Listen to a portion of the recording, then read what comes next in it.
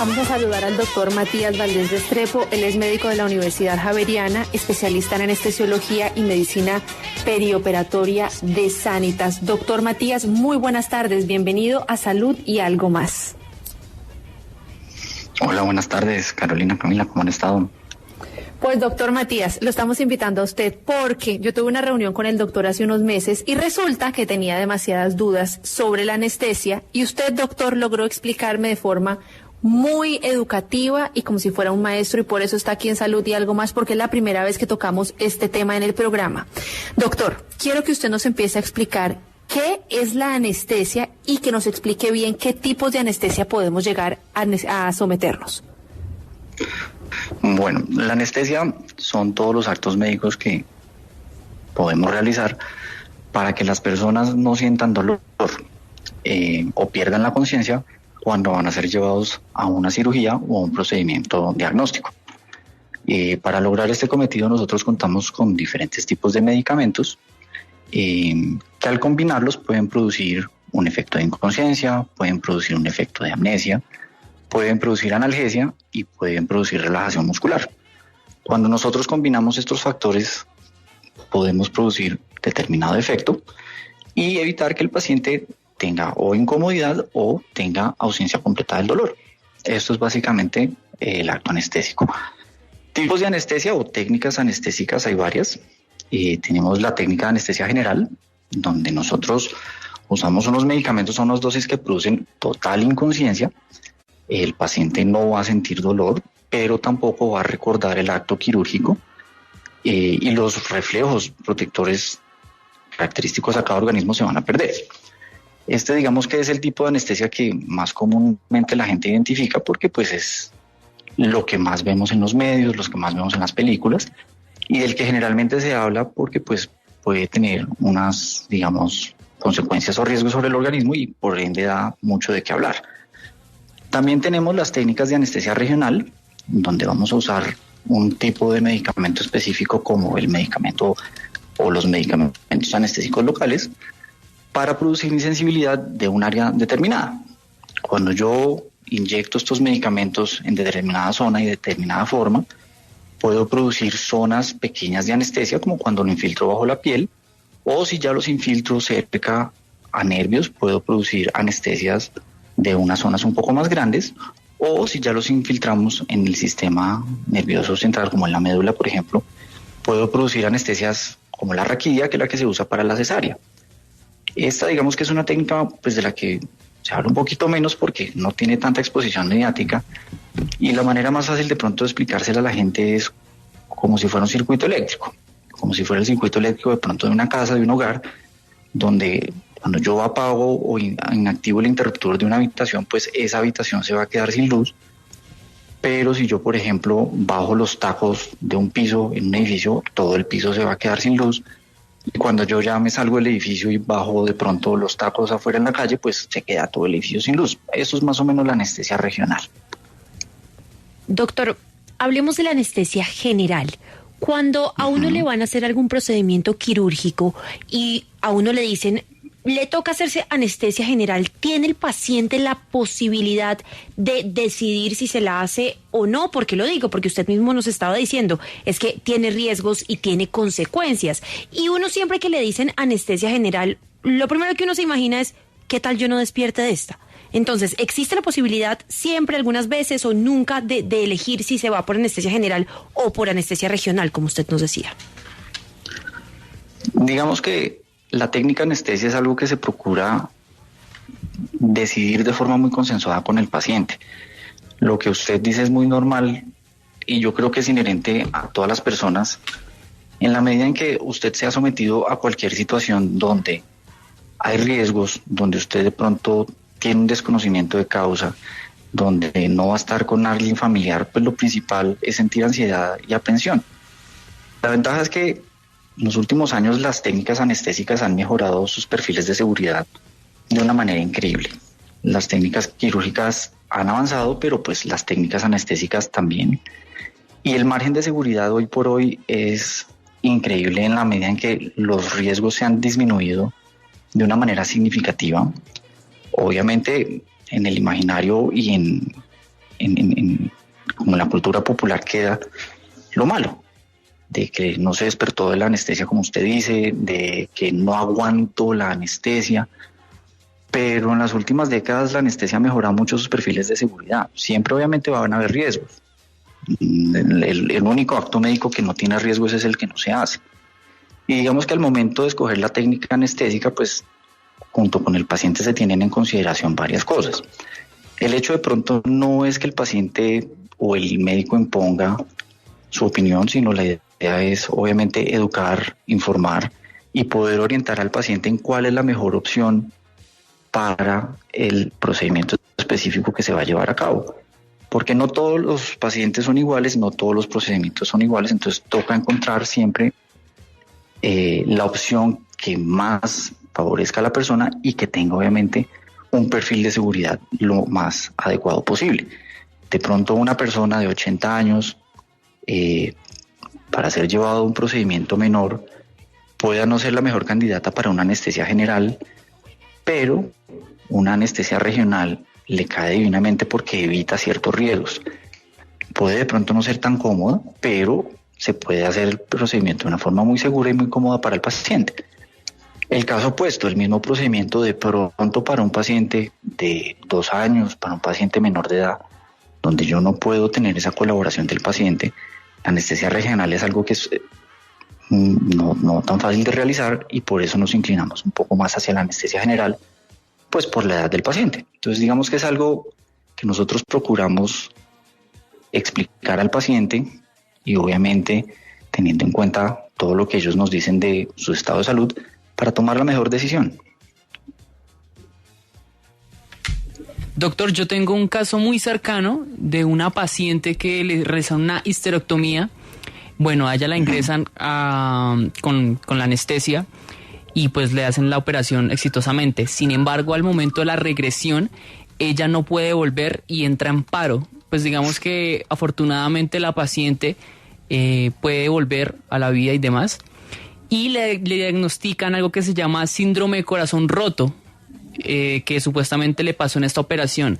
Mi pregunta es, ¿de pronto hay algo que el anestesiólogo pudo haber hecho mal que le haya causado un paro?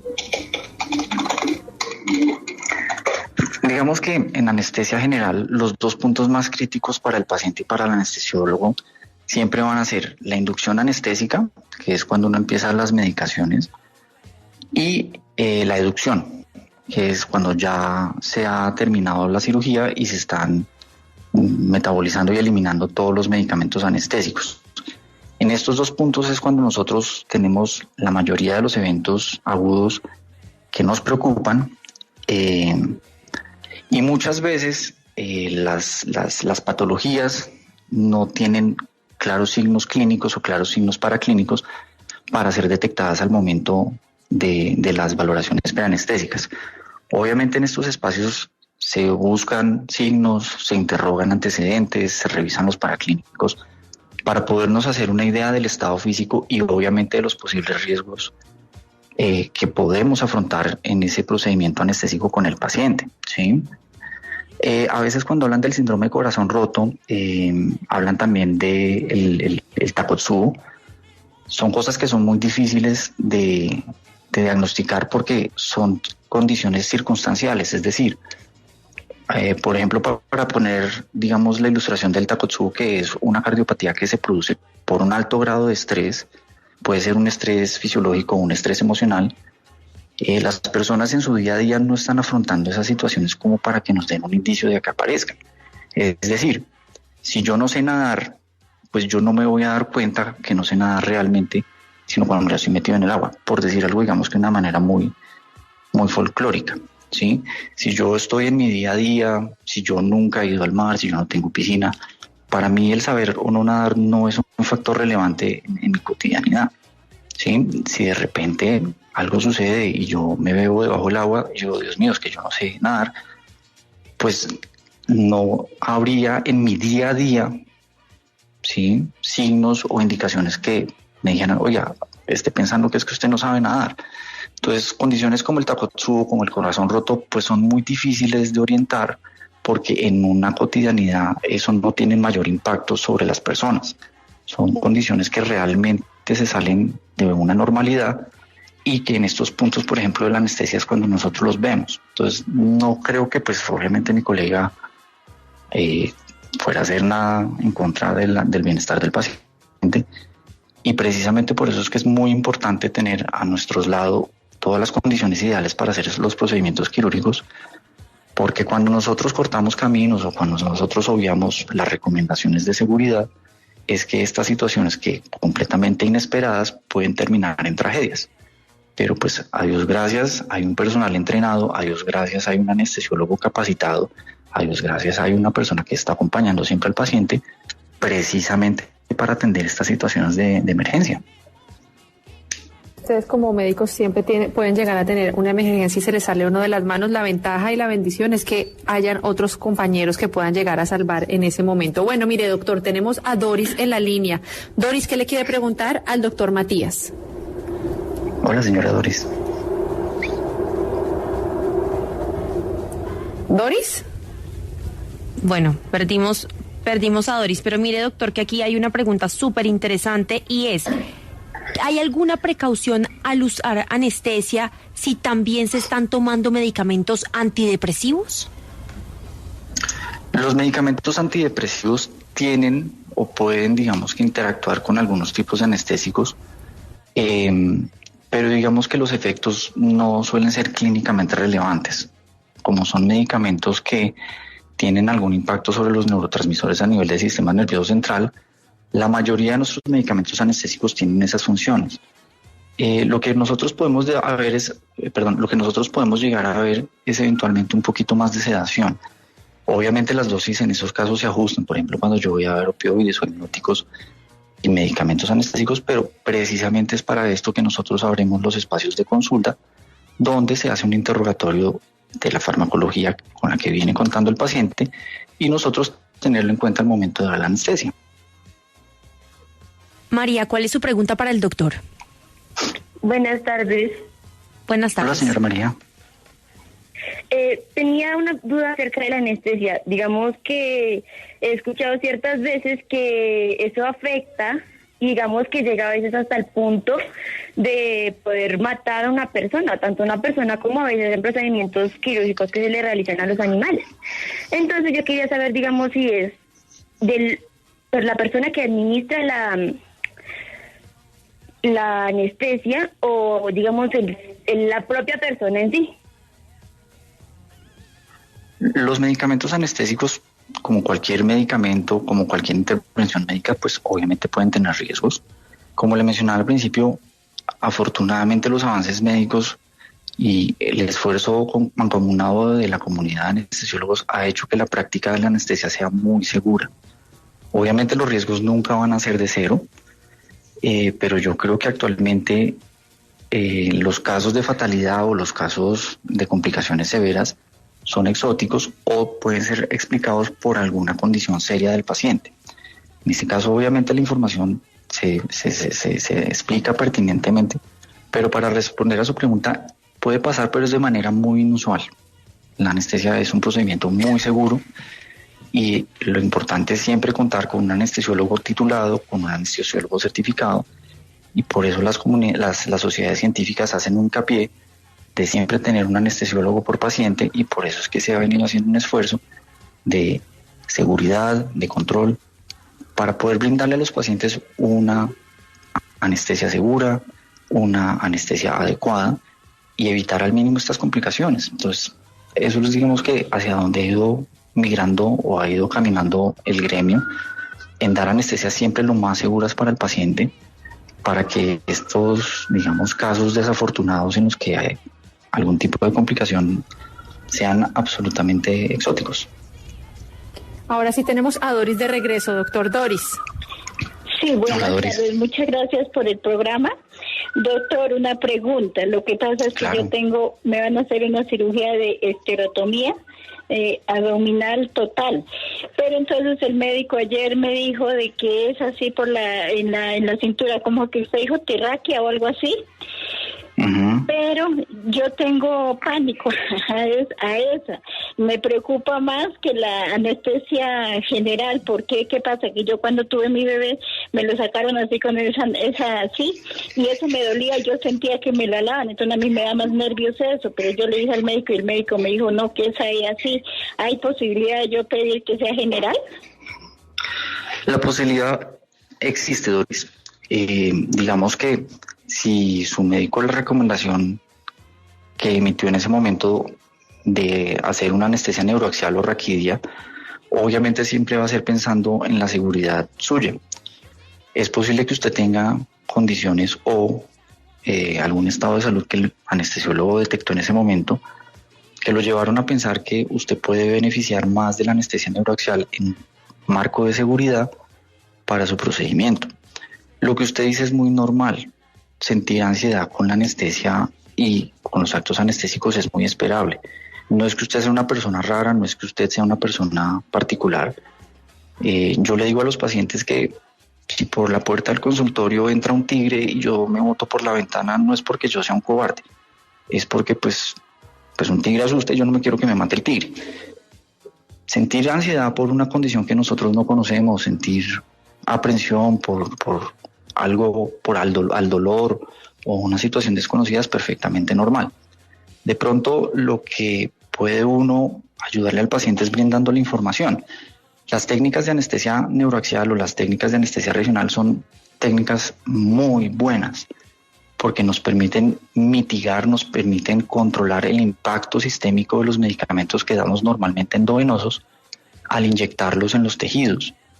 Específicamente hablando de los anestésicos locales y de las técnicas regionales, el paciente puede beneficiar mucho cuando uno le explica la forma en la que estos actúan. ¿Por qué? Porque es que en el cuerpo o en la piel o en los diferentes órganos nosotros podemos percibir una cantidad diferente de estímulos. Cuando usted de pronto la tocan, usted siente que la tocan pero no le duele. De pronto cuando usted se pone algo frío en la piel, usted lo siente y no le duele. Usted puede saber quién le está tocando qué dedo sin que eso le duela. Y es porque esas sensaciones se conducen a través de diferentes receptores. Los anestésicos locales son muy específicos en cerrarle la puerta al dolor. Lo que pasa es que las otras puertas por donde pasa la temperatura, las otras puertas por donde pasa la presión y el tacto, no las cerramos. Y ahí es a veces donde nos hace falta un poquito recordarle esto al paciente, de que no van a sentir dolor, pero es posible que sientan que los toquen. En el caso específico en el que usted tuvo su cesárea, nosotros no podemos combinar la anestesia regional con la sedación. La sedación son medicamentos anestésicos a unas dosis específicas que producen somnolencia y le permiten al paciente dormirse. ¿Por qué? Porque en el caso de la cesárea, esos medicamentos pueden pasarle al bebé y deprimirlo. Pero para su histerectomía es muy probable que a usted sí le puedan dar sedación. Entonces, ¿qué pasa? Sucede que es como cuando usted está en su casa dormida. Está viendo televisión, se quedó dormida y usted simplemente dejó de escuchar el televisor. No quiere decir que usted se haya quedado ciega y sorda como Shakira. Lo que pasa es que su cerebro simplemente no percibe el ruido del televisor, su cerebro no percibe la luz del televisor, porque como no son estímulos fuertes ni estímulos dolorosos, usted puede seguir durmiendo. Entonces, probablemente para su procedimiento de histerectomía, además de la anestesia regional, le vayan a dar sedación y con eso usted va a estar perfectamente tranquila. Entonces, yo le daría la chance, téngale confianza a su anestesiólogo porque yo tengo muy buenos colegas y en Colombia mis colegas son profesionales muy buenos y vaya tranquila. Probablemente nada de lo que yo le diga le dé 100% de tranquilidad, pero cuando combinen la sedación y la anestesia neuroaxial va a ver que usted va a estar muy bien.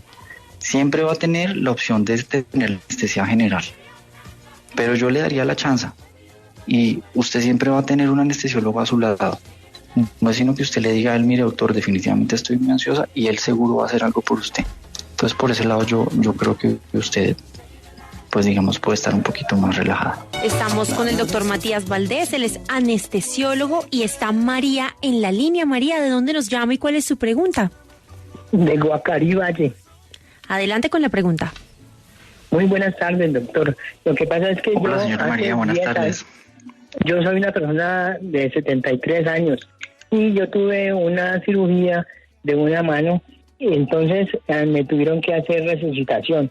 Y ahora me tienen que hacer una colonoscopia y el médico de medicina interna dice que no me pueden sedar, que porque de pronto me tienen que entubar o me quedo en el procedimiento. ¿Será posible que no me puedan hacer la colonoscopia? Pues es una pregunta un poco difícil. Yo me guiaría, obviamente, siempre por la recomendación de mis colegas. Si usted va a tener un procedimiento diagnóstico que requiera sedación y si existe el antecedente de un evento tan serio como el que usted describe, siempre es importante acudir a la consulta preanestésica. Las sedaciones usualmente no tienen mayor impacto si lo comparamos a las anestesias generales. La posibilidad, pues obviamente uno nunca la descarta, pero sí me parece muy importante que se haga usted una valoración completa por anestesiología. De pronto el colega de medicina interna está pensando en su bienestar, en decirle que de pronto someterse a un riesgo adicional por sus condiciones de base pueda no justificarse. Pero ¿qué pasa? A veces cuando se van a hacer este tipo de procedimientos diagnósticos, por la incomodidad que generan, si no se cuenta con la herramienta de la sedación, para el colega que está haciendo el examen es muy difícil realizarlo y muchas veces pues perdemos, digamos que la oportunidad. Mi recomendación sería para usted, si el anestesiólogo per se, que es el que le va a dar a usted la sedación, hace ese dictamen de no darlo con sedación, que sería pues algo bastante particular, yo lo acataría. Pero si de pronto el colega de medicina interna inicialmente ha expresado esta opinión, obviamente hay que tenerla en cuenta, pero la decisión en últimas de tener o no la opción de dar la sedación sería de mi colega anestesiólogo. Entonces, consulte tranquilamente, manifiéstele todas sus dudas al colega de anestesiología, que él obviamente lo va a escuchar, va a pedir exámenes si lo considera necesario, pero a veces es importante también considerar que si yo voy a tratar de hacer un examen y un examen que es incómodo para el paciente, puede ser una buena opción la sedación, pues para poderle dar a usted un diagnóstico o poder emitir un concepto médico acertado. Porque pues si yo voy a hacer un dibujo y me mueven en la mesa, pues es re jodido que yo dibuje bien. Pues al colega de gastroenterología, si va a hacer una colon o un endoscopio que está moviéndose y bailando por la incomodidad, pues le va a resultar muy difícil hacerle el examen. Entonces, hable con el anestesiólogo. Perfecto, doctor. Mire, acá le tengo dos preguntas antes de despedirlo rápidamente. ¿Por qué cuando uno se levanta de la anestesia, doctor, se levanta con ese escalofrío y también como con esa tiriteadera? Eso es lo primero. Y lo segundo, ¿en qué momento ustedes llegan a cancelar una cirugía? Bueno, para responder la segunda pregunta primero. Las cancelaciones en anestesia, digamos que cuando usted habla de cancelaciones como tal, me imagino que está preguntando o hace alusión a la cancelación del procedimiento ya programado o la cancelación antes de estar en salas de cirugía.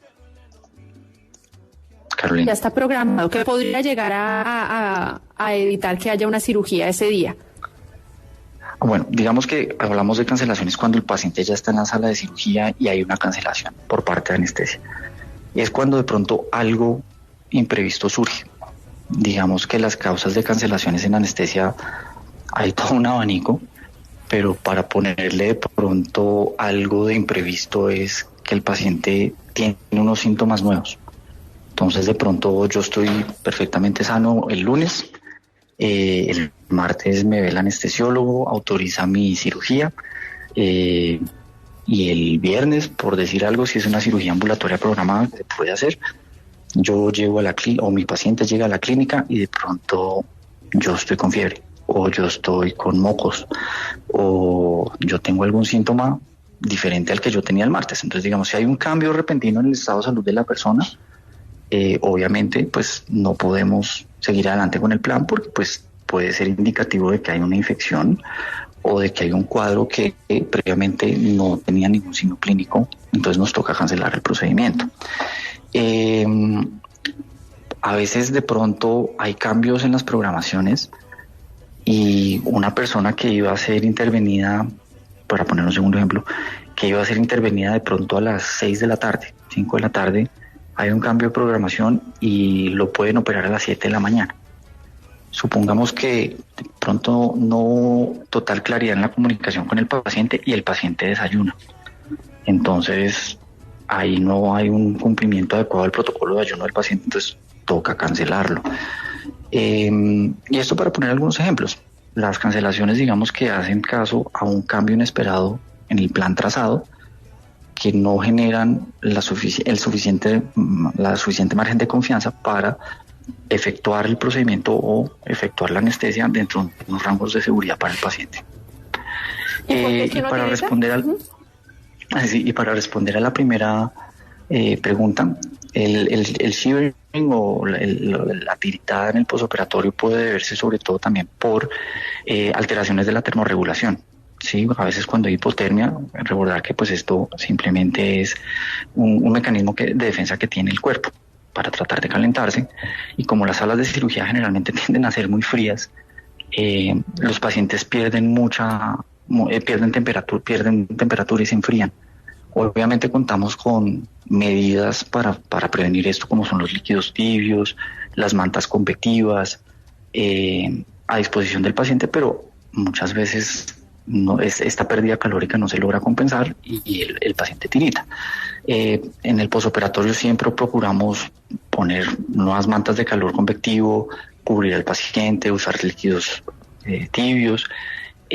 Pero si esto de pronto no es suficiente y persiste ese temblor, podemos dar medicamentos que las mejoran bastante rápido. Entonces podemos usar tramadol, podemos usar meperina para darle más comodidad al paciente. Bueno, pues doctor Matías, le queremos agradecer mucho por haber estado aquí en Salud y Algo Más, y esperamos tenerlo pronto nuevamente. Que Dios lo bendiga y que esté muy bien. Bueno, feliz tarde para todos, que estén muy bien.